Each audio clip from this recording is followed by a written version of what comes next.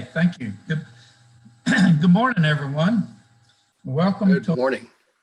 Welcome to our chapter leadership webinar for October. Today, we're going to have Robert Arrow, who is our U.S. chapter advisor for AEE, will be speaking. But before Robert speaks, Michelle is going to go over a few things with us this morning, and then she'll hand the mic over to Robert. Michelle, please. Great. Thank you, Bob. I am going to mute everyone just so there's no background noise when we get started. And sorry if I'm a little spacey. I'm going to admit people to the waiting room as I go. So there's our agenda that Bob just kind of briefly went over. I'll spend a couple minutes giving some updates from AEE, and then we'll go right into Robert's presentation. Okay. So a couple save the dates specific to our chapters, chapter officers. First, coming up in November, November 12th is the AEE chapter leadership meeting. So typically this is held in conjunction with AEE World, but we're doing it virtual this year. And so we're trying to have our meetings lead up to World. So it's not one crazy week of virtual meetings. So this will be Thursday, November 12th from 9 to 10:30, and we'll have the chapter recognition awards at the end of that meeting. So I'll send out an agenda to all chapter officers in the next couple weeks, just for you to see what the agenda is like and speakers and things like that. And then the regional awards are happening on November 18th. So that's, the next week. We've split it up into two different times so that we have, I think, 92 regional award winners. So most of the rest of the world outside the US is from 9 to 10:30. And then US regions, Latin America, and Canada will be in the evening. And there's Zoom registration links for both of those too. So register for one or both. We'd love to have all of you attend.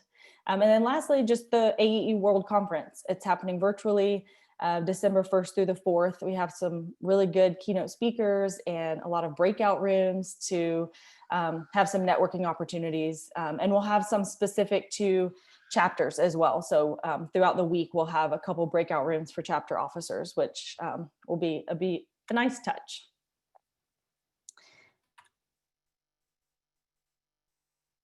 Upcoming chapter webinars, we're going to have one in November on a chapter website template.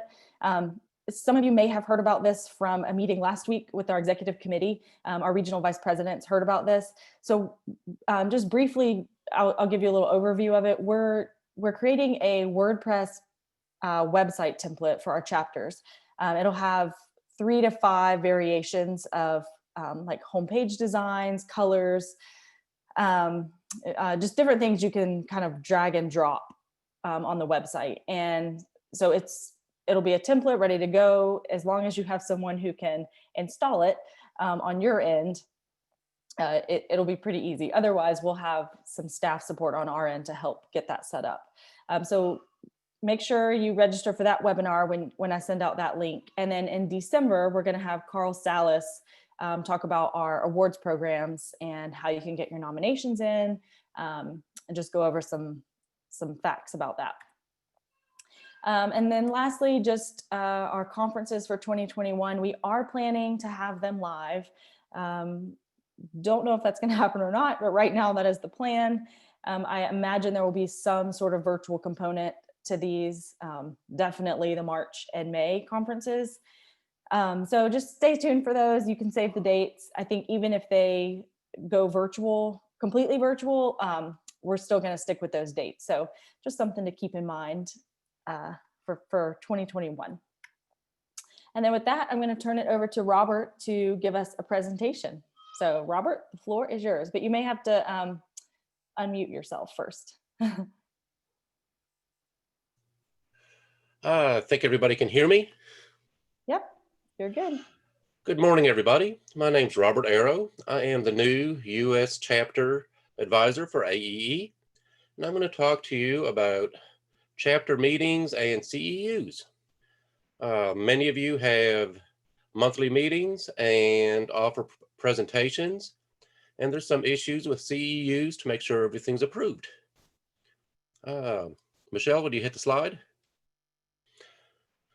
So for your monthly meetings, or if you have a conference or like an one-day energy summit, there are certain things you need to do to qualify for CEUs or professional development hours.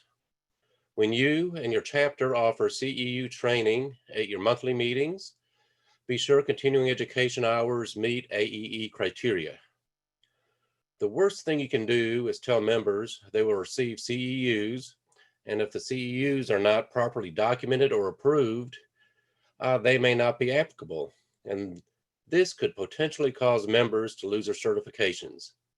If they're relying on, if you have 10 meetings a year for 10 hours of continuing ed, if they're relying on that, in the end, if the CEUs are not applicable to their recertifications, you may have a member who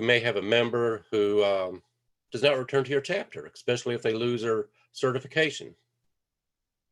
So it is important to make sure everything is properly documented and approved. And continuing education hours are needed for more than just AE certifications. And many of these certifications may be required for your members' job positions. In my case, I'm a certified healthcare facilities manager, CHFM, with ASHE, the American Society of Healthcare Engineers, and that certification is required for my current job position. And most of my continuing ed hours for my CHFM are energy related and through AEE. And AEE does have a document entitled Guidelines for Chapters Wishing to Offer CEUs or PDH hours. And this was sent out in the chapter setup kit. I do not believe it is available online, but if anybody contacts me, I will be more than happy to email it to you. This presentation is based off these guidelines. So, Michelle, thank you. 2 main points to make sure your members know when it comes to CEUs. There is no guarantee that your CEUs will be accepted by another organization. No one organization can make it mandatory that another accept their CEUs. And you must be clear that CEUs are issued by the AEE chapter name and not by AEE headquarters. There is a possibility this would make a difference to another organization when it decides whether or not to accept your CEUs. AEE has 10 criteria that represent the minimum requirements for AEE CEUs. So each activity, which is a training event, CEU event, is planned in response to educational needs which have been identified for a target audience. So basically, say you put on a 2-day conference, what audience are you trying to attract and what are their needs? Seems pretty basic. And each training has to have a clear, concise, written statements of intended learning outcomes. I'm sure most of you have attended CEU programs online and live where the first page has learning outcomes. This is basically the written statement of intended learning outcomes. Qualified instructional personnel are required in the planning and conducting of each activity. Makes sense. Content and instructional methods are appropriate for the intended learning outcomes of each activity. So most training can be done with a presentation, with a PowerPoint presentation.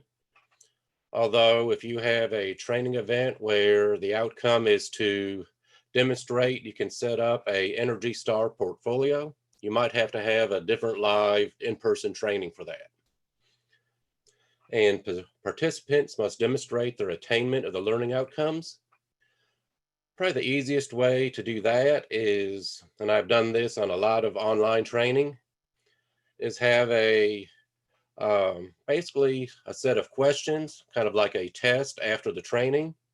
If you have a 30-minute or an hour training, 4 questions regarding the learning objectives would suffice. And each learning is evaluated by the participants, basically a survey at the end where the participants can answer questions with, was this learning appropriate to them? Was it applicable to their job? Was the content adequate? And so on. The sponsor or the chapter, if your chapter is doing the sponsoring, must have an identified person, group, or unit that accepts a responsibility for developing and administering the learning activities, the training. So you need to have somebody responsible to coordinate all the training. And the sponsor or your chapter has a review process in operation to ensure the CEU criteria are met. Probably the easiest way would be have somebody, probably your training person, review each presentation before it is presented. And the next one is big. The sponsor or your chapter must maintain a complete record of each individual's participation, that is, each person who participates in the training, and can provide a copy of that record upon request for a period of at least 7 years. So that could also be your training person, but that is something where you have to keep all these records for 7 years and have them available upon request. And the final criteria is a sponsor or your chapter provides an appropriate learning environment and support services. One example of this could be, although how much I would appreciate it, you may not want to have a presentation on air handler units at a craft brewery while you're drinking craft beer. That may not be quite appropriate for air handler units.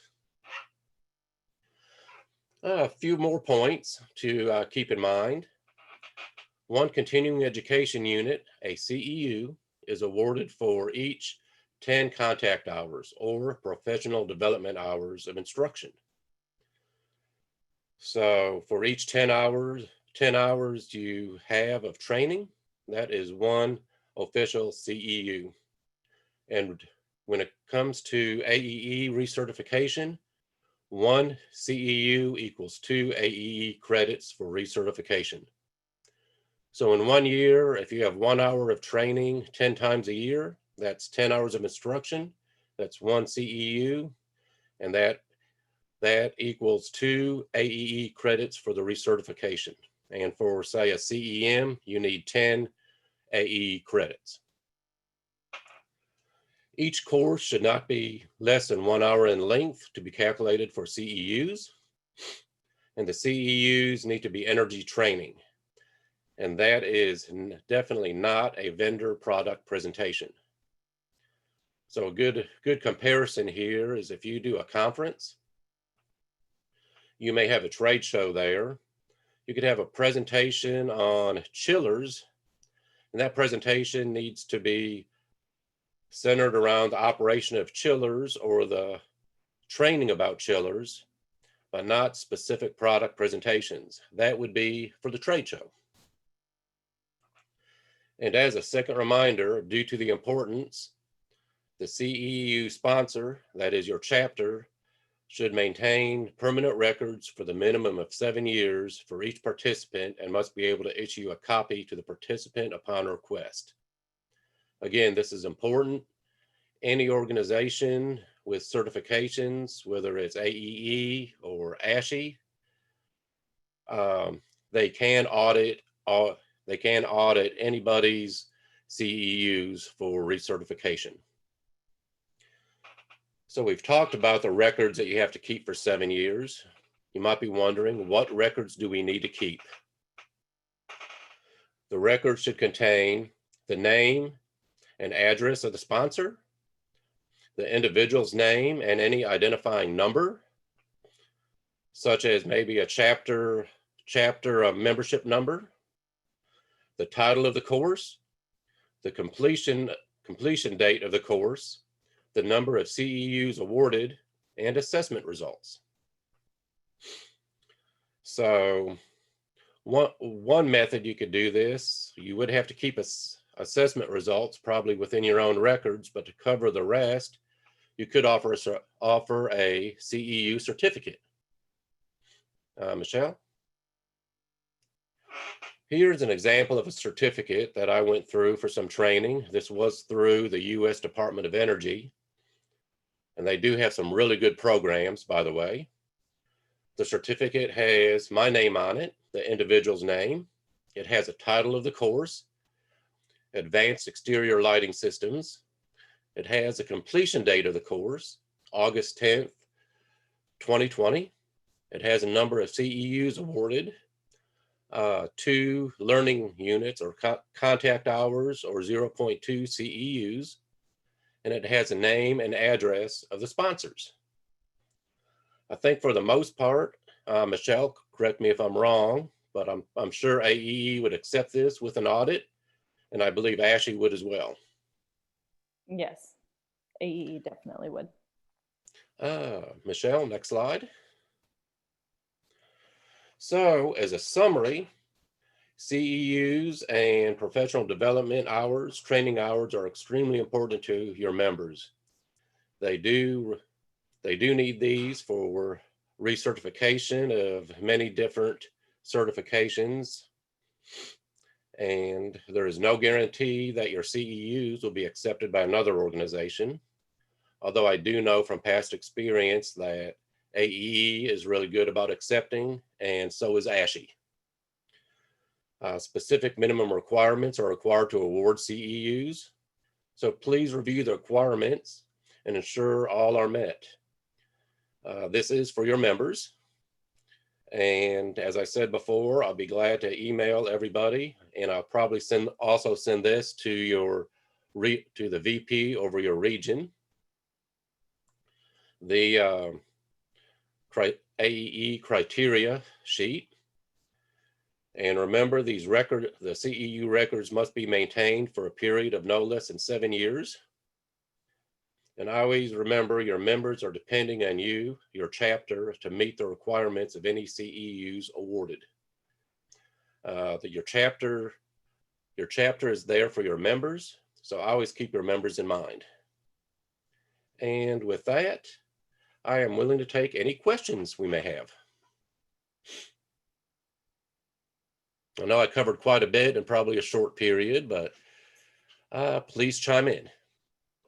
Robert, thank you very much. It's a great job. We have accumulated several questions, and we ask that those that are participating in this webinar continue to send us in questions. Michelle, would you like to start working through the questions here that we've received? Sure, yeah. So the first one's pretty simple. Can we provide slides after? And yes, we will. I'll send out this recording and then have Robert follow up with, maybe the regional VPs with the slides. And I'll make sure to include the document from the chapter startup kit as well. It is online, but it's a little hard to find. So I'll make sure to just send that as an attachment. Thank you, Michelle. Let's see, Rob Homa has asked, are there examples of questions that have been used to validate participants' attainment of the learning? There are several. I'm trying to remember off the top of my head, but most of them center around, for the attainment of learning, it would depend on the presentation. If you had a presentation on the function of air handlers, you could have different questions. Tough one off the top of my head. Well, Robert, I think you addressed it. It kind of depends on the topic being presented. What True. it might be. would think the questions, and correct me, Robert, if I'm wrong, but I would think the questions would be, 4, 5, 6, whatever, a reasonable number that address the major points of the presentation. I believe Yes. would be one way that Rob, that you could come up with a list of the questions. It's not going to be a set question for each presentation, because each presentation is going to be on a different topic. I think that would probably be the best answer for you, Rob. Okay, what's next, Michelle? Okay, let's see. Jody has asked, we've moved our website hosting and don't have a place to maintain CEU certificates. Does National have a place to store them? Okay, so that leads me to a question for Robert before I answer.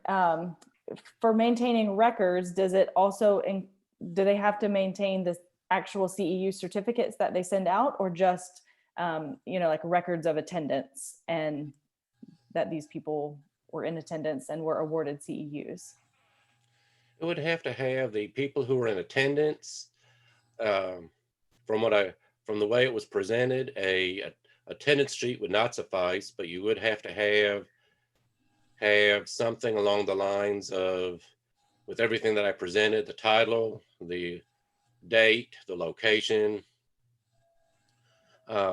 If you could maintain either a hard copy or a digital copy of the certificate, that would probably be the best. It could be on a computer. It could be maintained on a zip drive, or you could maintain hard copies.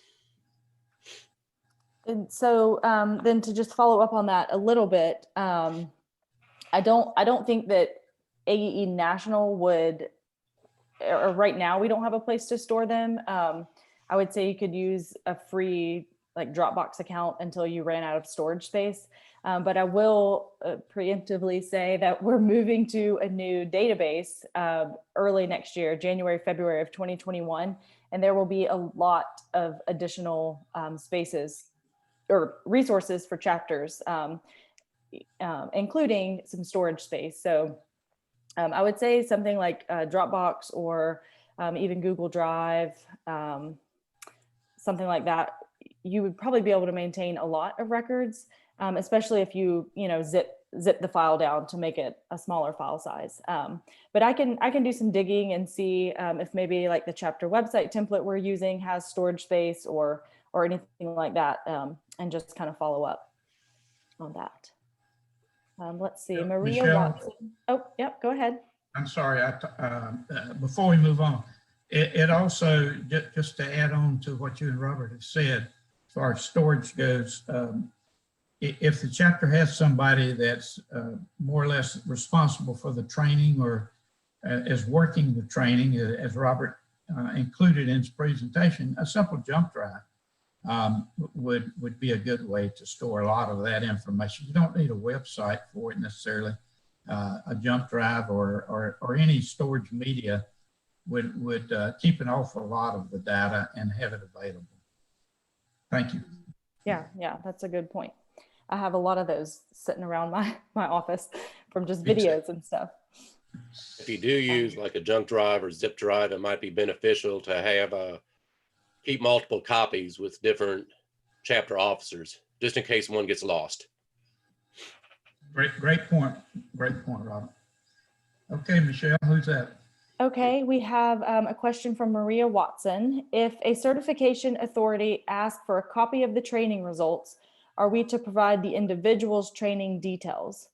Do we need permission from the trainee to provide the details to external certification authority? Usually if there's a question about CEUs, the organization who is requesting it will go to the participant, basically in the form of an audit, and then the individual would have to bring the documents forward to show certification. So it should be coming from the individual. Yeah, that's correct. And just to add to that, we our CEM and CEA programs are ANSI accredited, And that's the exact process. We can't go to an organization and ask for somebody's information. It all has to come from the individual. So, you know, they would be the one going to you as the chapter and asking for those records.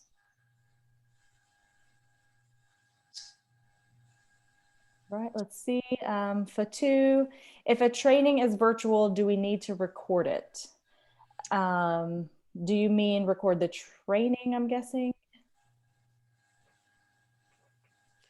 I don't know if you need to record the actual training on virtual, but you would need to maintain the records.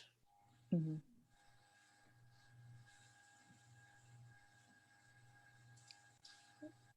Right now, that's all the questions I see. So if anybody has any others, you can feel free to leave them in the chat. We have about 5 minutes left. I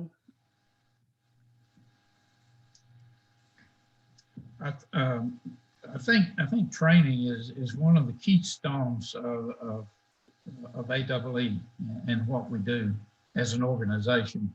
There's a lot of things and a lot of topics that training can be done on, and as individual members of AEE, we all benefit from the training, whether we need it for certifications or of one type or another, or whether it's just something that we just want to learn about.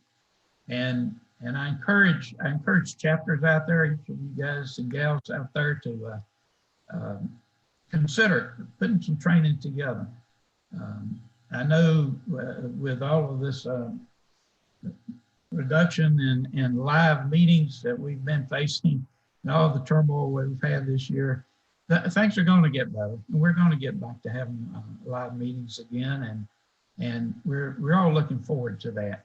But training is a critical part. And Robert, I really appreciate your presentation today. It looks like we may have picked up another question, Michelle. Missing one here? Yep, we do have one more that came in. Okay. So Jody says, we've been using SurveyMonkey to ask CEU questions during our program, especially with remote webinars, and respondents need to answer a certain % of questions correctly, usually 70% or better. Does this meet the criteria? Yes, I think it would. As long as you can document, you might want to keep a documentation of everybody's scores, though. All right. Well, great presentation again, Robert. I knew it would be, and I thank you for doing that. I also want to thank each and every person that's joined us today on this webinar. I think somewhere around the order of 40 or 41 some odd people. Michelle, I believe, is what I see, and that's great. One of the things, and Michelle, I hesitate on this, but I'm going to go ahead and mention it anyway, is that as we move into 2021, we're looking to take these webinars from bi-monthly back to monthly. And to be able to do that, we need two things. Michelle and I are dedicated to doing that, but the two things that we need are topics for the presentation and presenters, somebody to present those topics. Now, Michelle and I will be meeting later on this month, virtually, of course, and going over that, but please send Michelle, if you would. It's probably easier to get to her. You can send them to me, but better to go to Michelle. Any ideas and topics that you might have for presentations the next year, 2021. We'd love to see them. And without them, we're not going to be able to present a webinar every month. So the onus is on each of you to help us out a little bit. I'm reaching out and asking for your support and help. I look forward to seeing all of you again in November. Yes, November does fall October, and that means we're moving into a monthly webinar situation already. So we're going to talk about the website template. Michelle mentioned it briefly. There's more information going to be presented, a lot more detail, obviously. And we look forward to that. Thank you all for your time today. And this concludes our webinar. Thank you very much. Goodbye.